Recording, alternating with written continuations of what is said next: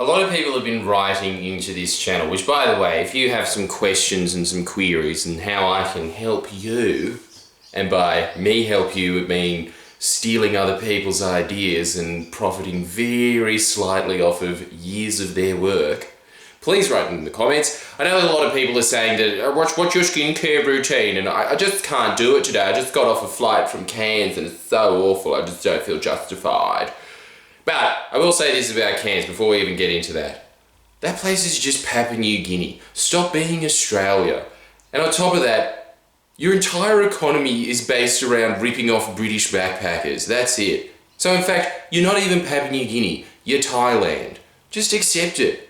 Now, with a lot of crocs at the same time. So instead of dangerous guerrilla militia groups, you've just got an ancient dinosaur.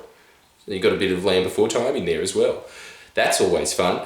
But, you know what's not fun? Social anxiety. Oh, so sad. But that's one of the main things that people are always talking about. And they're always writing and saying, I don't know how to get pussy, or like, I suck at parties. That's the main two questions that you frequently get on this channel. And they're kind of intertwined. There's a couple of commonalities between the two that link them together. And we're going to discuss some of them today. And it is actually highlighted best by Jim Carrey when he said one of his most famous quotes, because it's on that Netflix video that every single hipster that you've ever met has gone, dude, have you shown? And it's about the 7th out of 10 movies that they ask if you've seen them repeatedly over and over again. And if you say yes or no, the response to all of them is always the same. It's so good. But anyway, personal opinions on that documentary wasn't that interesting. It was all right. But this isn't a movie review place, so you can have your own opinions, and now I've just warranted huge amounts of hate going, it's the best documentary ever, more important than an inconvenient truth. But there is something in it that I think is just as important as the fact that we're all going to die, and that is that the key shift in his thoughts when he started to become or on his path at least, of becoming an A-list Hollywood celebrity, was that he was thinking about what the audience wants from him as a comedian, and he deduced it while late at night when all good ideas come, they're in the shower thoughts, hashtag Reddit, whatever, that the main thing is that they want a freedom from concern. That's why they go to a comedy show, to get levity out of it. You don't come to mine for that. You come to be abused at and learn really depressing facts about sociopaths that rule countries. But most of the time, you go there to go, I have been in that situation. So he started really honing in that skill of just being free. Because this is the point, the main point that he's obviously tapped into, which is a concept in self-help, which is called state transferal, right? Meaning that whatever state you're in, you are better at socializing as a result of that. Whatever state... What? I jumped like 3 sentences just then. Keep up! The main concept of state transferal is that whatever you're feeling is what the person that is listening to you will feel. Because I think it's about 93% of all of communication is not actually verbal. It's just the tonality of what you say and your body language, right? Right! That's my good body language now. I'm going to be a cramp for the rest of your time. It's such a stupid channel. All my channels are so stupid. So he started getting really good at just letting his body loose on stage. That's why everyone finds him so hilarious to this day, is because he made funny faces. Because again, that's where most of communication is. And that's what all of his critics say as well, that he's not intellectual, he's just dumb faces. But that's fine. That's the rawest communication there is. That's as truthful as it gets. Having said that though, but transfer this into your own life and with your own goals.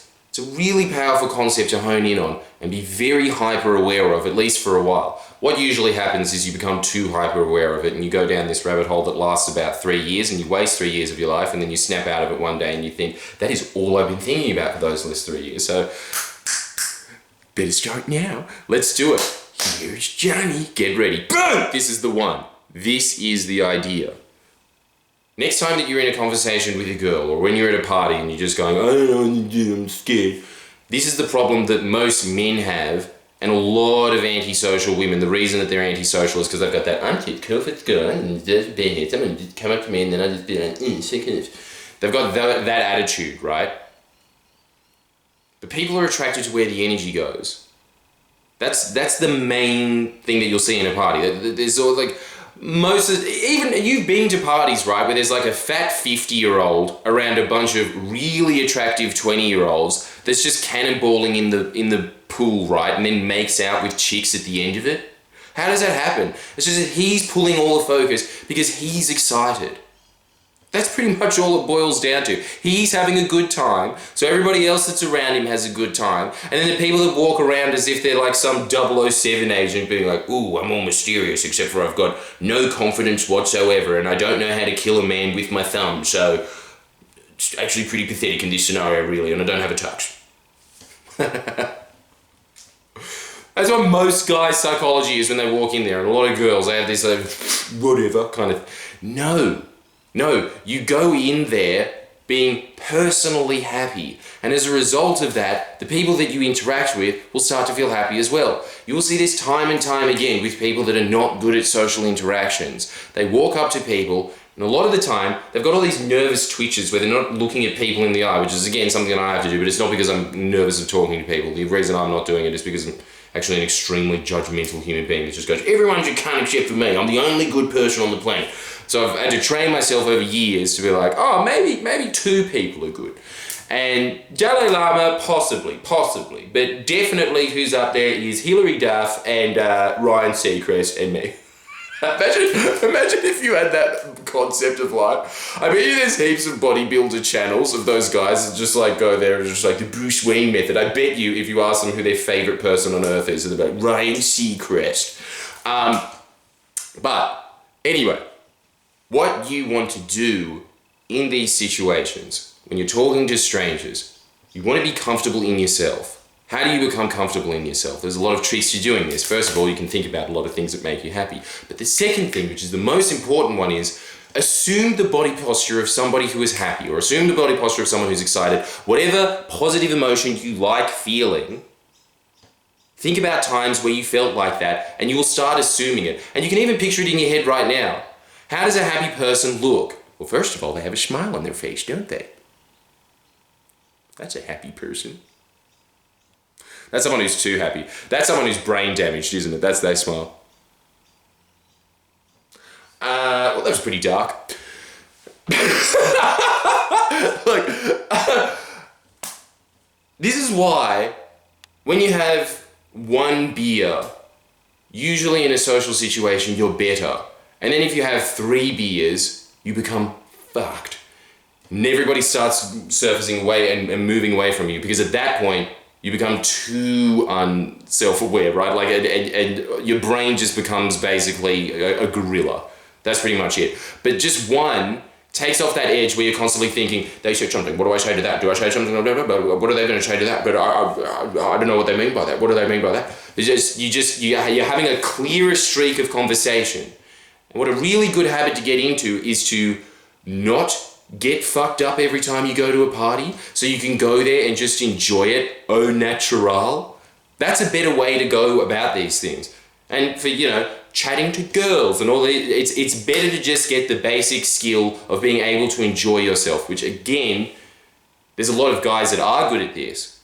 In fact, the people that I know that are best at it are guys, but in general, women are much, much better at this than guys are. Because guys, their brain is kind of just focused on attaining a goal. That's it, right? So they see conversation as kind of just like, give me the information that I need, what's your information? That's pretty much it. Everyone's brain, if you looked at it, most men's brains, if you probably took an x-ray of it, it'd just be Ben Shapiro's face. That's it. It's just like, what's your outcome in this? I don't understand why we're talking about this. It's not productive. That's pretty much it. But a woman's brain basically just focuses on vibe. It focuses on feeling. It's the same reason why a lot of girls will watch on YouTube their version of like us watching games and being like, oh my god, PewDiePie said something funny where I killed a skeleton.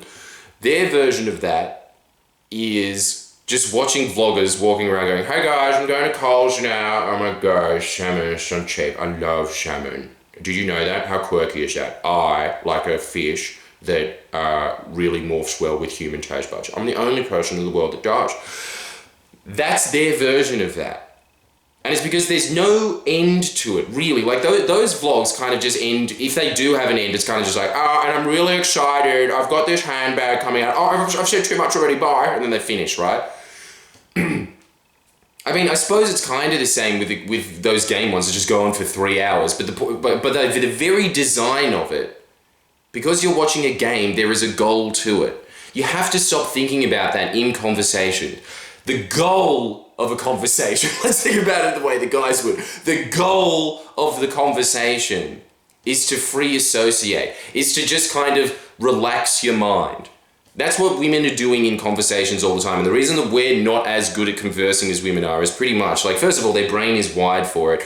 But you know how throughout all of high school, they were always just sitting in a circle going like, Trishinda, you're wearing the same socks as me. I wasn't going to say anything, but it has to be brought up. They're doing that while we're footy, there's the ball. That's the difference in divide, right? Because that's how the difference of the minds work. But that's why they're better at conversing. Because it's just about emanating a feeling. That is it. That's it. There's obviously points where you're supposed to have a discussion, but pretty much those are debates. And the people that become, trust me, as somebody who argues basically for a living, you become extremely unpleasant. That's another reason why I started this self-help channel, by the way, is to just remind me of these principles, because if you're constantly figuring out how to argue something most effectively to people so they don't vote for a party that's just like, I get all of my morals from pokey machines, you know, that as a result of that, you start becoming extremely cynical and negative. And I already was an extremely negative and cynical person by design. This is naturally how my brain works.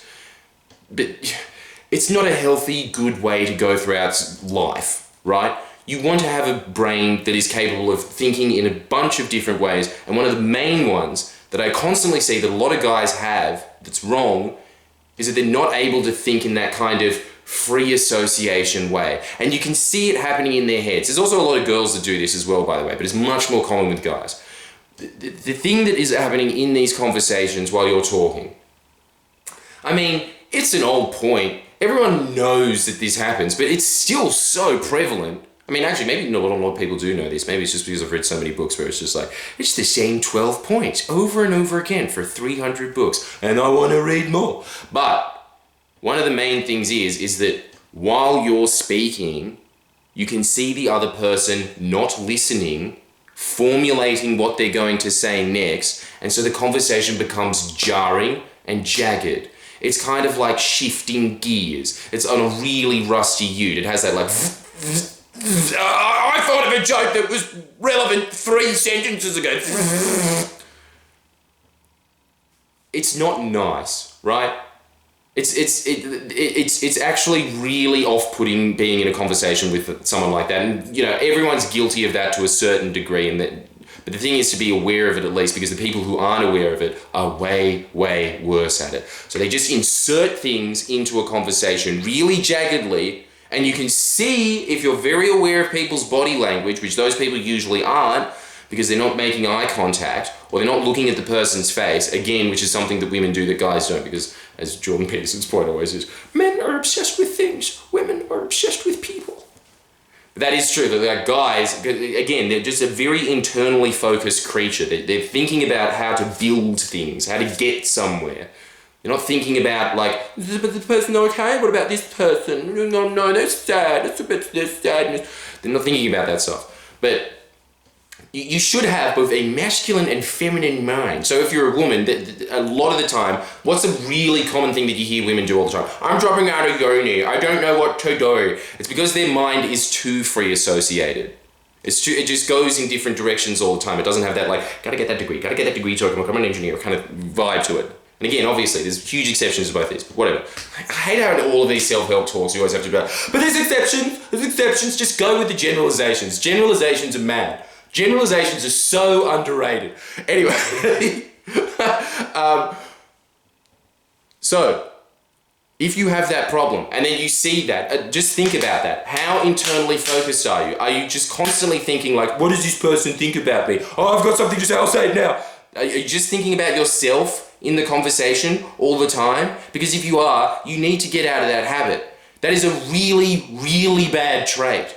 Especially because we're constantly saying in this channel that social intelligence is the vehicle that will get you furthest in life if you really master these principles. So if you see that people are uncomfortable while talking to you, you have to work on that. That is not their problem. That's you. Especially because there's going to be magnets, people that are just naturally good at it, that are able to attract people's attention. Now, there's two ways that people attract attention, right? And I think it was summed up, there was a woman that went on a date with two very prominent politicians in Britain at a certain period of time, and I can't remember both of their names, but she said that, and they were both running for parliament at the same time. I think it was for prime ministership. Anyway, she went on a date with both of these men, and so a newspaper asked them, what did you think about both of the men? And she said that, when I met Mr. Disraeli, or whatever his name was, when I met Mr. Disraeli, he made me feel like he was the most important man on earth, and I believed it. When I met Mr. Benjamin, he made me feel like I was the most important person on earth.